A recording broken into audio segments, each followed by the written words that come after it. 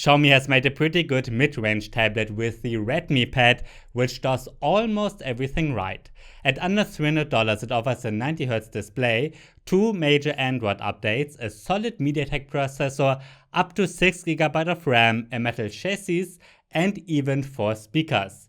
While testing it, however, I noticed one major weakness. Let's start with the highlight first, and that is the display. It's 10.61 inches in size and has a resolution of 2000 by 1200 pixels. This is nothing special. Many tablets have a 10-inch panel with this resolution, which is just sharp enough. But what is special is that it is a 90Hz screen. Even the iPad Air supports 60Hz only. The faster refresh rate makes animations look smoother, and some games can take advantage of that as well. You can switch to 60Hz in the settings to save some battery or set a variable frequency. Then the tablet decides what is needed at the moment. If you're reading an ebook, then you don't need 90Hz. While the display is a bit dimmer than the iPad 9 at 400 nits, it's brighter than the Samsung Galaxy Tab S6 Lite. Both are direct competitors. The 4 speakers sound nice and get loud. However, the bass is stronger on the Galaxy Tab S6 Lite in a direct comparison. Nevertheless, the sound is good for YouTube and Netflix, and you can watch Netflix in HD, which is not possible with all Xiaomi tablets. Updates are another highlight. It's supposed to get 2 Android updates and 3 years of security updates. So it should be up to date for a similarly long time as comparable Samsung tablets and longer than the devices of other manufacturers. The Redmi Pad runs Android 12 and has all the typical Android features. Well, except for one, and more on that in a moment. On top of Android 12 runs MIUI 13, which is Xiaomi's own interface. The interface adapts Android quite a bit, and some of it looks a bit like it was copied from iPadOS. The taskbar from Android 12L is missing, but we get a dock from Xiaomi in return. A MediaTek Helio G99 chipset sits inside the Redmi Pad, and you can get 3GB, 4GB or 6GB of RAM. The storage is 64 or 128GB. I have the cheapest version. In the Geekbench 5 benchmark, it's significantly stronger than entry-level tablets like the Realme Pad and Nokia T20 are. The graphics performance is also better than the Samsung Galaxy Tab S6 Lite.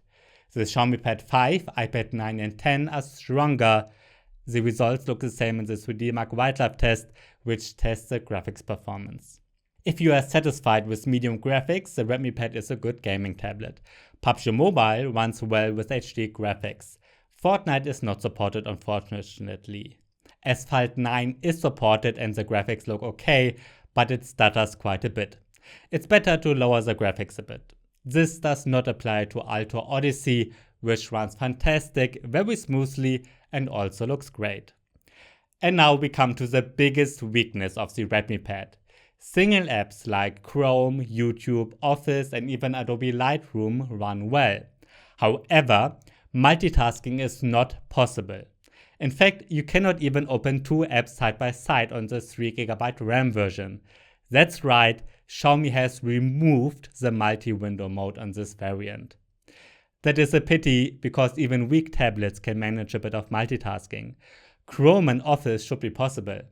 But Xiaomi probably wants you to invest a bit more money and get the 4GB RAM version where it is possible. If multitasking is important to you, you should get at least 4GB of RAM. I have YouTube Premium, and when browsing in Chrome, the picture-in-picture feature works fine. It's a different story when I launch Lightroom and YouTube is running in the background. Sooner or later YouTube crashes or closes in the background. I think for that the memory is just too small. Xiaomi does everything right with the design. It has a metal body with a rectangular camera module as an accent. It feels quality built, only the transition to the display could be better. It's 705mm thin and weighs 445 grams. The tablet has a USB-C 2.0 port and a microSD card slot, but no headphone jack and no fingerprint reader. You can unlock it via facial recognition, but even Xiaomi warns that it's not that secure. By the way, there's no keyboard cover or stylus. Yes, the camera module on the back looks promising, but the quality is okay only. It's an 8 megapixel camera, and as expected, photos are not very detailed but look solid in good light. And the same goes for the front camera, which is also 8 megapixels.